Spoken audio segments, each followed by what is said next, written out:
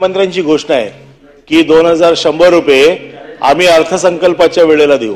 ते येणाऱ्या अर्थसंकल्पापासून आपण देणार आहोत। राज्याचे मुख्यमंत्री देवेंद्रजी फडणवीस साहेबांनी पण 2100 घोषित करू अशा पद्धतीचं हा 5 वर्षासाठी असतो। या अर्थसंकल्पामध्ये 2100 करणार। मित्रांनो नमस्कार मित्रांनो, लाडकी बहीण योजनेचे 2100 रुपये बद्दलची एक मोठी बातमी समोर आली आहे।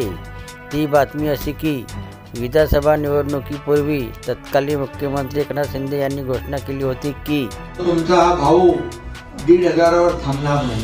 तुम्ही सरकारची ताकद वाढवली, बळ वाढवलं, 1,500 चे 2,000 होतील, 2,000 चे 2,500 होतील, 2,500 चे 3,000 होतील आणि दिलीप मामाने सांगितलं तर 3,000 च्या पुढे पण आम्ही। आता या योजनेमुळे विधानसभा निवडणुकीत महायुतीला प्रचंड यश मिळाले।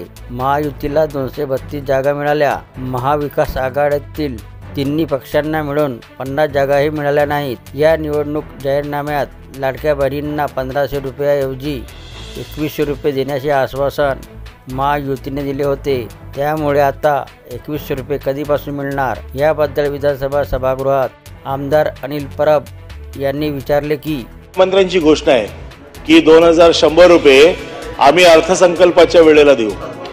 मग किमान 2100 जे तुम्ही मान्य केले आहेत ते येणाऱ्या अर्थसंकल्पापासून आपण देणार आहोत। यावर उत्तर देताना महिला व बाल विकास मंत्री आदी तटकरे म्हणाल्या, राज्याचे मुख्यमंत्री देवेंद्रजी फडणवीस साहेबांनी येत्या अधिवेशनाच्या कालावधीमध्ये किंवा अर्थसंकल्पामध्ये आपण 2100 घोषित करू अशा पद्धतीचं कुठेही त्या ठिकाणी वक्तव्य हे केलेलं नाही। जाहीरनामा हा 5 वर्षासाठी असतो। या अर्थसंकल्पामध्ये 2100 करणार अशा पद्धतीचं वक्तव्य हे कुठेही केलेलं नाही। यामुळे आता लाडक्या बहिणींना 2100 रुपये मिळण्यासाठी वाट आणखी पाहावी लागणार असल्याची शक्यता आहे। आदी तटकरे यांच्या सभागृहात वक्तव्याने लाडक्या बहिणीच्या पदरी निराशा पडली आहे। तर ही होती मित्रांनो लाडक्या बहिणींना 2100 रुपये कधीपासून मिळणार याबद्दलची माहिती। व्हिडिओ आवडला असेल तर चॅनलला सबस्क्राईब करायला विसरू नका। जय महाराष्ट्र मित्रांनो।